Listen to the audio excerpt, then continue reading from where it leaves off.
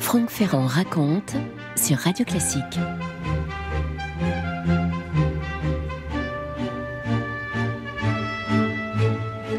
Convier quelqu'un, c'est se charger de son bonheur pendant tout le temps qu'il est sous son toit, disait le gastronome Brillat-Savarin. Une phrase devenue la devise de Claude Terrail, le célèbre propriétaire et maître d'hôtel de la Tour d'Argent. La Tour d'Argent où il devait recevoir au siècle dernier, vous savez, l'empereur du Japon et la reine Elisabeth II, Orson Welles, John Wayne, Ava Gardner, Marilyn Monroe et tout ce que le monde pouvait compter de légendes vivantes.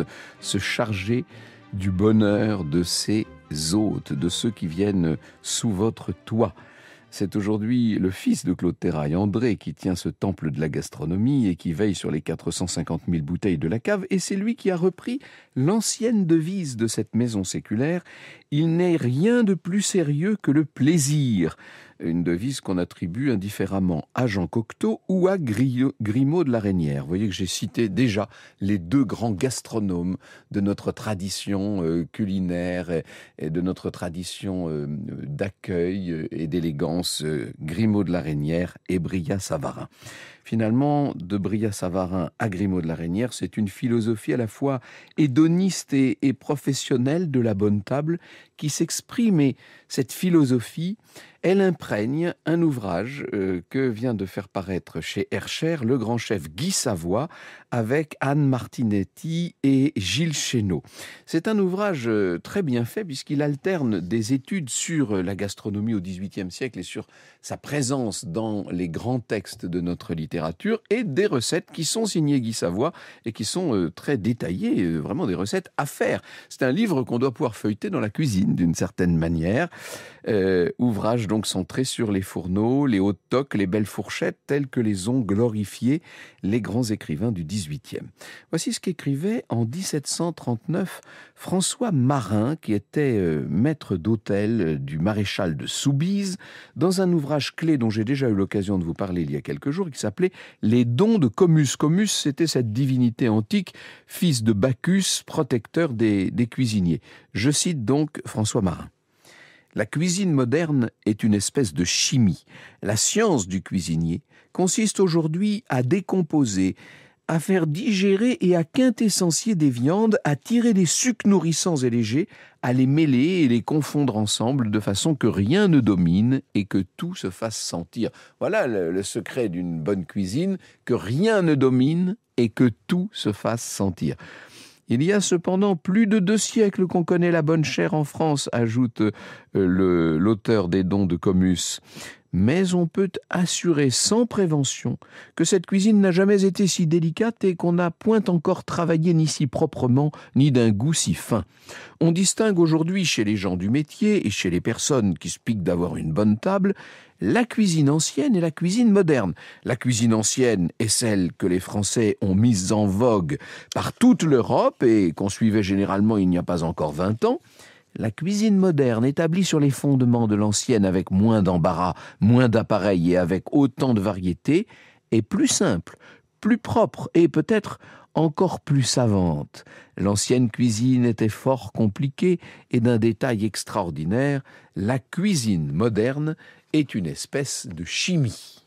Franck Ferrand sur Radio Classique. Alors à tout seigneur, tout honneur, c'est François-Marie Arouet qui ouvre le bal, plus connu sous le nom de plume de Voltaire bien sûr, et qui écrit justement à Gaspard Grimaud de la Reynière en 1745 « Ce n'est pas que je prétende faire aussi bonne chère que vous. » On disait, vous savez, que Voltaire était extrêmement délicat, qu'il vivait de régime et mangeait à ses heures, comme eût dit La Fontaine. Certains prétendaient même qu'il était végétarien. Bref, mais un cuisinier se rouille chez un malade qui n'a point d'écuelle lavée et il faut protéger les beaux-arts, dit Voltaire, qui a bien compris ce que cette cuisine, ce que cet art de bien recevoir à la française peut avoir précisément de créatif et d'artistique. Et et aussi de poétique, disons-le. Regardez dans Candide, par exemple, ces villes qui sont pleines du parfum des choses agréables. Les marchés ornés de 1000 colonnes, écrit Voltaire.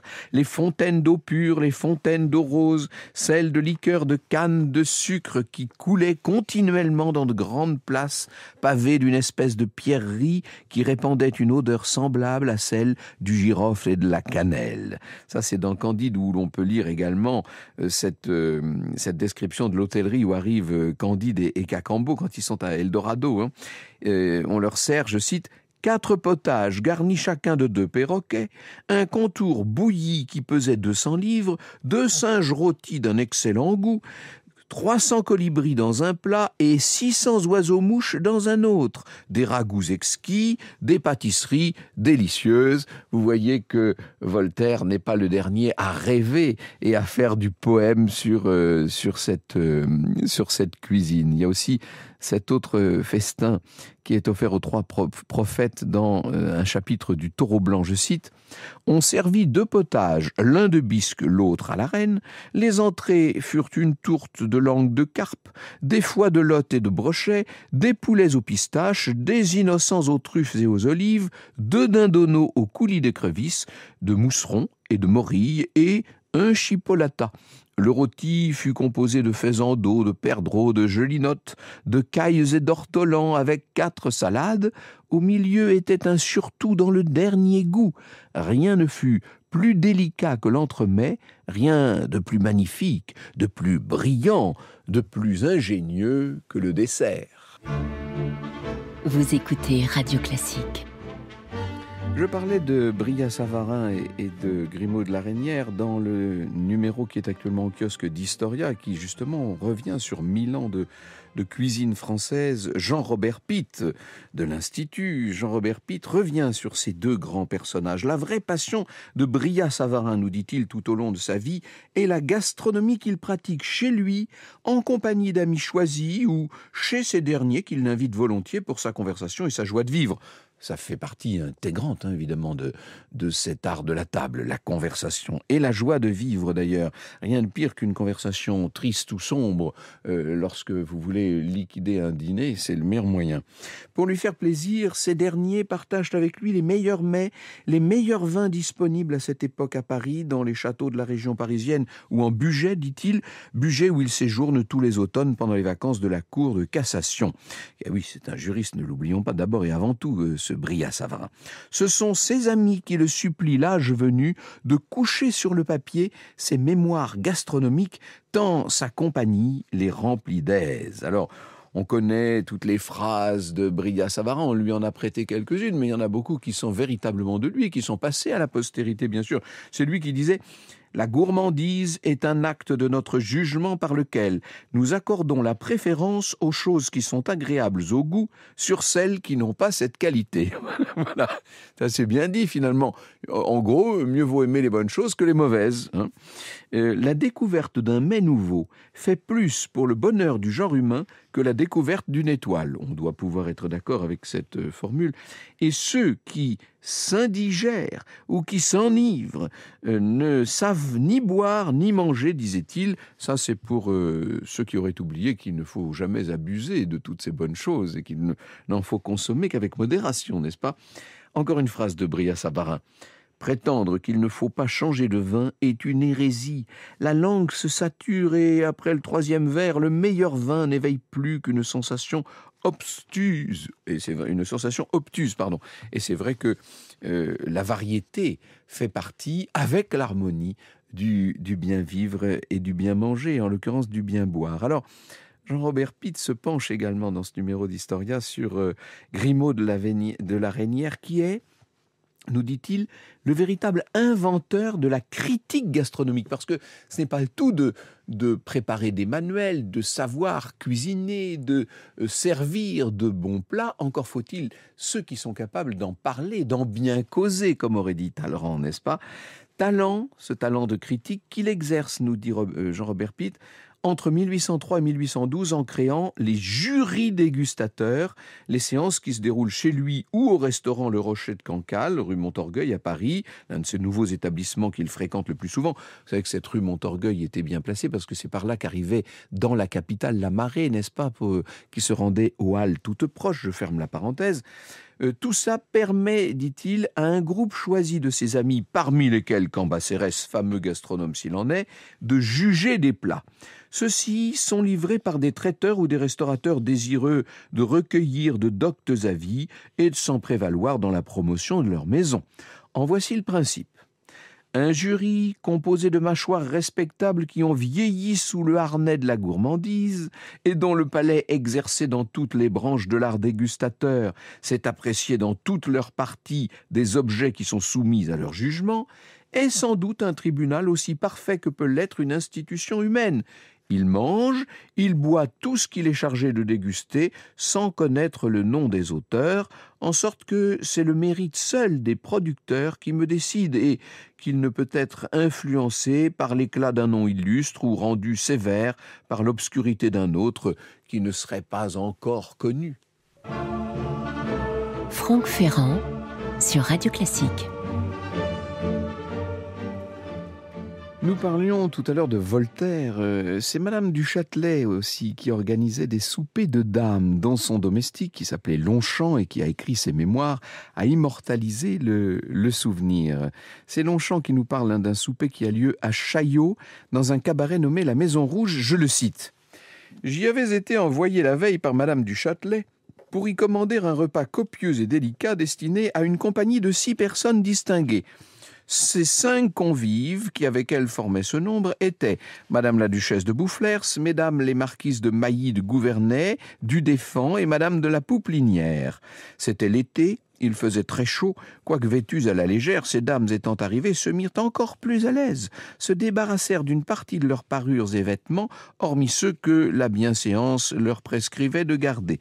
Ces dames s'amusèrent beaucoup, nous n'en pûmes douter, on les entendait rire et chanter, et peut-être eussent-elles dansé s'il y avait eu des violons et des cavaliers. » Vous imaginez ces soupers de dames qu'on a oubliés, qui font partie d'une certaine façon de cet art de vivre à la française et de cet art de passer de bons moments et de bons soupers. Alors, il y a aussi, il ne faut pas l'oublier, il y a aussi à côté de cet aspect très réjouissant, un aspect plus sérieux, plus réservé, qui consiste à l'économie de la cuisine. Et ça, c'est une autre grande dame du XVIIIe siècle que je puise également dans cet ouvrage de Guy Savoy avec Anne Martinetti et Gilles Chénaud, publié chez Hercher, donc qui s'appelle Cuisine, les écrivains du XVIIIe siècle. Cette autre grande dame, c'est Stéphanie Félicité Ducret, que vous connaissez mieux sous le nom de Madame de Genlis. J'ai eu l'occasion souvent de citer ici Madame de Genlis. Voici ce qu'elle nous dit à propos de l'économie qu'il convient de tenir dans une maison. Si les sirops et les rafraîchissements sont faits chez vous, vous obtenez une économie sensible. Ceux d'orgeat et de groseille sont du goût de tout le monde. Le punch doit être fait immédiatement. Procurez-vous plusieurs assiettes de gâteaux, des échaudés, une brioche, et lorsque vous donnez un thé, ayez donc soin de faire acheter un pain rond de gruau en pâte ferme. Vous le diviserez en tartines très minces sur lesquelles vous étendrez du beurre frais. Ben voilà le genre de conseil qui, quelques siècles plus tard, m'a l'air encore tout à fait d'actualité. Franck Ferrand sur Radio Classique. Une autre dame qui s'est intéressée à l'économie de la table, c'est Madame d'Épinay, qui dans une lettre à un ami datée de 1765 évoque cette mode venue d'Angleterre et qui consiste à inviter de nombreux convives sans les faire se mettre à table. Voilà quelque chose d'assez étonnant, d'assez moderne, si je puis dire. On est bien, je précise, en 1765. Je cite Madame d'Épinay. Le jour indiqué pour tenir café, on place dans la salle destinée à cet usage plusieurs petites tables de 2, de 3 ou 4 places au plus. Les unes sont garnies de cartes, jetons, échecs, damiers, tric-trac, etc. Les autres de bière, vin, orgeat et limonade. La maîtresse de maison qui tient le café est vêtue à l'anglaise. Robe simple, courte, tablier de mousseline, fichu pointu et petit chapeau. Elle a devant elle une table longue en forme de comptoir sur laquelle on trouve des oranges, des biscuits, des brochures et tous les papiers publics. La tablette de la cheminée est garnie de liqueurs. Les valets sont tous en veste blanche, en bonnet blanc. On les appelle garçons ainsi que dans les cafés publics. On n'en admet aucun d'étranger. La maîtresse de maison ne se lève pour personne. Chacun se place où il veut, à la table qui lui plaît. La salle à manger est meublée de même pour un grand nombre de petites tables, de 5 places au plus. Elles sont numérotées et l'on tire les places pour éviter les tracasseries à la cérémonie qu'un grand nombre de femmes entraîneraient nécessairement.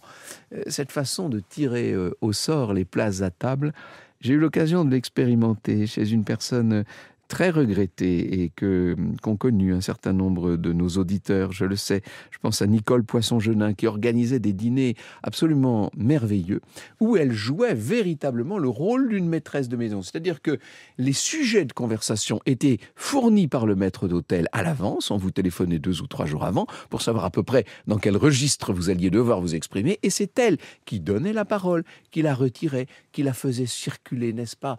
Le sommet même de ce qu'on appelle l'art de la conversation à la française. Et pour choisir son cavalier, chacune des dames voyait tirer au sort un des messieurs invités, ce qui évitait effectivement d'obscurcir par trop de protocoles ce qu'il peut y avoir de charmant, de gracieux et tout simplement d'improviser dans un dîner. Oh, j'aurais pu citer encore bien d'autres auteurs, j'aurais aimé citer Rousseau bien sûr, et Beaumarchais, et Diderot qui dans Le Neveu de Rameau justement se moque des civilités trop guindées qui président au placement à table, mais je crois qu'il est déjà l'heure de passer au plat suivant. Vous écoutez Radio Classique.